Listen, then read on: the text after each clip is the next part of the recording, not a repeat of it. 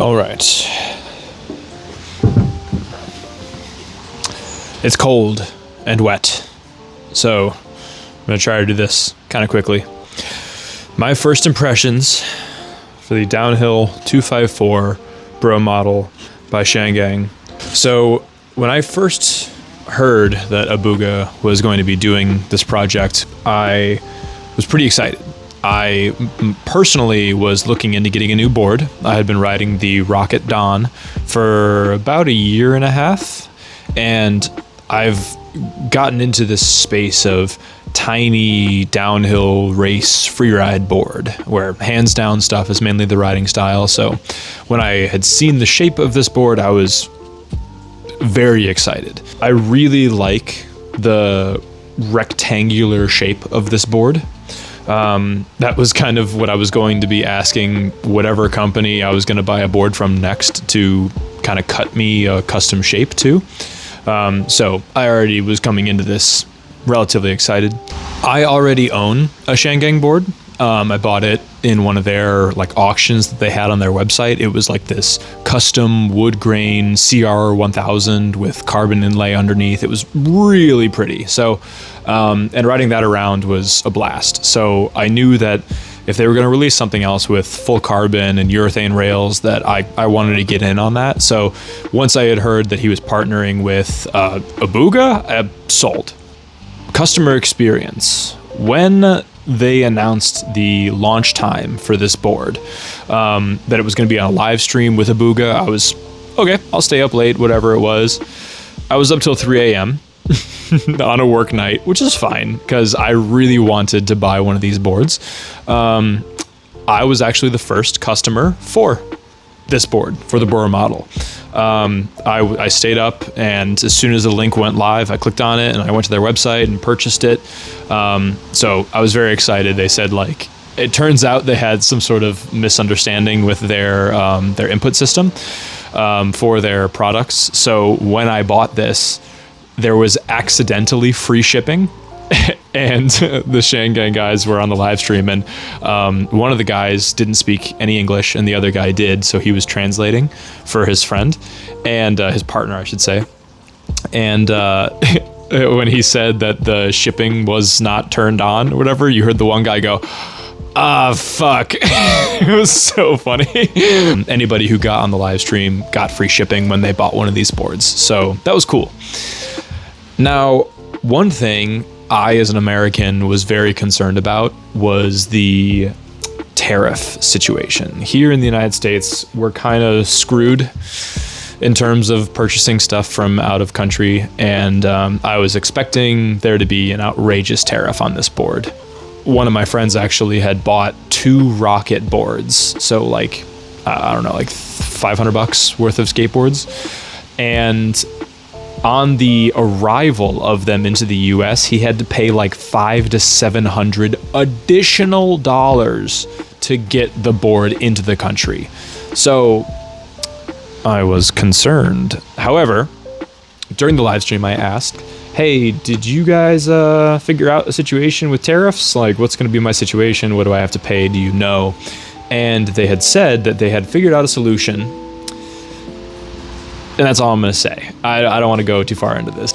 So I nervously waited for the board to show up. Saw a lot of strange activity on the tracking number. It pinged back and forth to a lot of different places, and then it showed up at my door. No shipping, no tariff cost. Very special set of circumstances in order to get this board. So thank you, Shangang. I really appreciate that. First impressions of the board. I was, for one, over the moon that it arrived and I didn't have to pay any additional cost. So that was exciting already from the get-go. But then I realized that the board itself had some strange cosmetic issues with it, and I was coping super hard. These minor cosmetic, issues. I haven't had a board that had urethane and carbon and shadow carbon, which is one of the, one of the construction parts that goes into this board. I'm not sure if it's the top layer or the bottom layer or both, but the bottom layer is this like diamond kind of textured kind of material, and the top is also a diamond textured material, but it's so fine you really can only see it when you're like zooming in on your phone camera, and it does have this like smooth kind of feeling to it. I suppose to kind of have your grip tape grip it better, I don't know, but on the top layer I noticed a bunch of wrinkling, and I wasn't sure what the deal was. I'm like, okay, well maybe this is just like a super soft material and it got a little bit of wrinkly inside the vacuum press, like whatever the case may be. I'm not tripping that much about it. I'm counting my blessings, you know, where they're due, because I got this board with no problems. I didn't really mind initially. However, when I sent Abuga photos, he told me, yo, I think you got a blem because my board does not look like that. That's when I had to take a pause and send some photos to Shangang, and they quickly were like, oh fuck, we sent you a blem, we're so sorry. So I'm like, it's cool, like what do you guys want to do? Like honestly, it's a really nice board, it doesn't perform any differently, like whatever your guys' call is, I'm not going to be mad if you don't send me another board, because again, I was just kind of taking a step back and counting my blessings, and they were just like, no, we got it. Let's just like try to figure out something. So I sent them the proposal that I'm going to send this board to Owen Campbell in Cincinnati to do a review video on, because he and Abuga have gone back and forth and stuff with review channels and, you know, their kind of social media presence. So it'd be really cool to get him this board. So I'm going to send him this blem whilst currently my Shangang is in transit to me right now. So once I get that, I'm going to look at these boards pretty closely and make sure that they're identical, and that way there's no difference in production boards are and this blem for Owen to fairly, you know, review. My first impressions when I was setting the board up. Now, as I was trying to figure out how I was going to ride this board, the interesting thing is Abuga and Shangang work together to set up a wheelbase selection that really helps you dial in how much W you want to be in. So right now, I'm kind of smack dab in the middle of the W. It starts about here and then gradually works its way up, and right now it's at its crest and it's just riding all the way back to the tail. Now, as you can see, the tail also has a bit of a kick up. Where I stand, I'm not actually using that section of the tail. I'm putting my foot kind of like right here, and then when I drop over, I'm kind of like halfway on the board, halfway on the torque block. The front of the deck is really flat. So this is something that I heard Abuga talk about in his video, his like first impressions video of this board, and I think he mentioned that he felt kind of lost on it, or maybe that was a DM that I just got from him, but I completely agree. I also feel like if I didn't have like board jewelry on this thing, that I too would be feeling kind of lost in the top. Again, I'm coming from the Rocket Dawn, kind of wheel flary, kind of concave-y, like big flat boards aren't really my jam. But then again, I also use a lot of board jewelry on top of that. So I really like a kind of secured front foot where I don't move it around a whole lot and, you know, shimmy. So basically where I set up a toe stop and a foot stop is kind of where my foot is going to be in sliding and almost in tuck the whole time. So it's very, I barely pivot my foot around. I didn't drill a toe stop into, one, because I don't have one, but even if I did, I don't want to be drilling into this board when I know it's not going to be my forever board, that this is going to Owen. So right now we're just using the little half moon apex prototyping banana shape for my toe wedge, and it feels pretty good. I feel like I've got plenty of platform up here in the front half of the board. I don't feel, without the toe stop, I feel like if I hit like a bump or something or got jostled in a slide, I do feel like I would kind of be lost until I looked down to see where my foot is. There's a lot of space. I'm used to a super narrow slidey downhill board that is this big. So this is a lot bigger in all dimensions for me. So I'm used to like heel overhang and a whole bunch of different things. Pros and cons to the flatness. Pros would be the deck customization that you have now with this thing. It's basically a playground. Like, you can do whatever you want with all this open space, which is really nice. So anybody who buys this board can do whatever they want to it to make it their own. That's pretty cool. I like that. That's nice. That's a pro. Con, really flat, and if you don't use a lot of board jewelry or you don't accessorize it a whole lot, unless you like riding flat boards and you maybe have like a single little bushing footstop, there's a very high chance that when you're sliding around that you might kind of lose familiarity with your board and you might have to look back down and see where you're standing. I feel like that's really individual at that point. So that's, would you consider it a con? I don't know. Back of the board. The back of the board, I feel like I should preface all of this with, I don't like prominent W. I think I said that in a few of my clips of me skating. I'm sure you'll hear it again, but I don't like it because it kind of really forces you to pick a stance on where you're going to be sitting. You're going to be standing right here. This is the W. The arch of your foot has to be right here.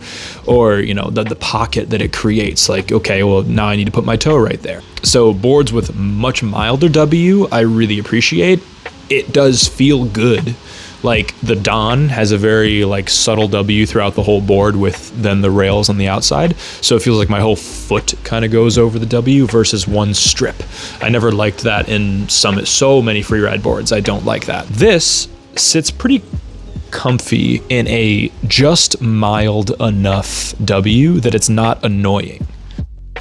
There is the pocket itself. My foot kind of locks into when I'm like tucking, like right about there. But then when I drop in to kind of slide, it feels like right here, there is a gap, like I feel like all my pressure is right here on my toe and then a little right here on my heel. And this entire area of the board, except for on the torque block, it doesn't feel like it's touching the board. I feel like I'm relying on this pocket still for my heel sides, and then a little bit on the rail. It feels like everything between the W and the rail, my foot is not making contact. Like that's what it feels like for me. And that's kind of where the arch of my foot is because I wear 11.5s and this board, like my foot goes across the whole thing easily. I feel like the W for me is a little too pronounced still. I feel like if it was a little bit more mellow, I would really enjoy it. It's mellow enough that if you handed this board to somebody who didn't like W, it wouldn't scream at them that it has W. It would actually be, it's pretty tame. So as somebody who doesn't like W on their boards, as pronounced as this is, I don't mind it. I really don't. I can see myself getting used to it. I like the toe side pocket it creates because I'm not rocking the torque block that I otherwise normally would. So I think it's good. I think I like the back. I do think that if the V2 had a little bit of a calmer W, I would like it much more. One thing that Abuga had mentioned to me was that I should really set this board up with the wheelbase in the front as close to the middle of the board as possible, which means that I probably couldn't rock the weight. I don't think I could skate this board without the weight. Now, I'm like 175-ish pounds. So I'm sure I could. I'm sure I could skate this board without the weight. I actually did the Broadway bomb, but that's not really a downhill event. I prefer the weight because with how light this board is, skating it with the weight feels like a normal board, if that makes sense. Like with, you know, mags and then these slalom trucks and no weight, it feels light. It feels lightweight. It feels like if I was free riding like, I don't know, Kuways or even these Blank Wheel Co Protos, that my hookups would be rather snappy because of how lightweight the board is. With the weight, it feels like what a normal board feels like. I'm not saying that these boards have to be heavier. I'm just saying that I personally feel most comfortable with that weight on. So the construction is a featherwood core with urethane rails, urethane mounting holes, and then it's all carbon wrapped. I think that this thing is a fucking spaceship. When I was skating it for the first time, I took it down this like really long run where I was feeling it out, and I noticed something where I had skated this road for years, and I thought it was weird that I felt slow. It's the same trucks, same wheels, just a different deck. And I'm like, why does it feel slower? I didn't understand what was going on until my second run. I started hiking up the hill and I realized, oh, the path that I'm riding on right now feels smoother than it normally is. And I thought that was strange. So then I realized I had an aha moment that the urethane rails and the urethane mounting for this board, which I have never experienced before, I've never owned a board with this kind of construction, how much work they were putting in to create vibration dampening in the deck like that. I was going so fast, I was going like 45, 50 miles an hour, and I didn't feel that road vibration, that hum, that little chatter that I normally felt when I started going really fast. And that subconsciously told me that I wasn't going that fast. Although I was, just that the construction was so good that the vibration dampening, I thought I was going slower. That blows my mind. I was absolutely stunned at how well this thing was working to like calm down that road chatter, to make it a smooth riding experience. That the path that I was cruising on, where I realized it's a kind of a chunky path, and I was like, oh my God, this is so smooth right now. So it blows my mind kind of where we're at with construction of downhill skateboards, where you can ride something like this and then hop on an all wood board after that and it feel completely different. So props to you, Shangang. This feels amazing. I do have like a little side note concern that has nothing really to do with the review for this board exactly, but just kind of in general, like it's a curious thing I have. All of these forever boards, this is the term I'm going to use for carbon boards with urethane and, you know, completely sealed for waterproofing and stuff. I wonder, are boards that are like this, which are $300+ sometimes, hurting the skate economy? So yes, they're super nice. You want to spend your money on a board that's going to last you a long time and be worth, you know, skating forever. But what if the purpose of all wood construction boards is that they're meant to break, they're meant to warp over time, and they're meant to be broken, so that way you buy a new one and support that skate company that is creating skateboards? Like, you're putting money constantly back into the skate economy. You know, cars are made to last a few decades, but then they break and then you buy a new one. This is one of those things where I could own this board until I'm 50 and skate it, and it would take a colossal incident for me to break this board, or the decades that it would take for me to eventually go, yeah, that one's done. I would probably be buying boards along the way to try new things and maybe resell this one, but I'm not helping the company by reselling something that I purchased from them. I'm only just taking that forever board and moving it along through the skate community. I don't know, it's kind of a thought experiment, I guess. Like, do forever boards hurt the skate economy? Should we be more focused on wood construction boards that don't last 5 years in order to keep returning money into the skate economy? I don't know. It's boards that are like this, they're absolute spaceships, that make me wonder, did buying this, yes, it supported Shangang, and I intend to support Shangang in the future, but did buying a board like this hurt the skate economy in some kind of way? I don't know. I'm not going to say yes. I'm just curious. When are we putting money in the wrong places? I don't know. But getting back to the review side of this, overall, do I recommend this skateboard? Yes. The answer is yes. I do recommend this skateboard. I think Shangang has done an amazing job at the construction of this board, and I think Abuga did a really good job with, you know, the design process with them. I understand that Shangang took some liberties in designing it, and he kind of gave them a rough blueprint of what he wants. I am excited for a V2 if it comes out. I do think that there are some things that could be improved upon, but it's just, again, this is all personal. Like, this isn't objective. Objectively, I think that anybody who bought this board would have a good time on it. I think that the amount of customization that you have with the entire front of the board, with how flat the platform is, and the mild enough W in the back, that anybody could enjoy this. I think they did a very good job at building a good precision board that anybody can skate and anybody can customize after they bought it. So props to you, Shangang. Props to you, Downhill254. I really think that you guys did a good job. Yeah, those are just my initial thoughts. Subject to change, but I am going to do another post when I get the actual board in. That's going to be my forever board, and when I'm going to ship this one out to Owen. So not another review, just another like post.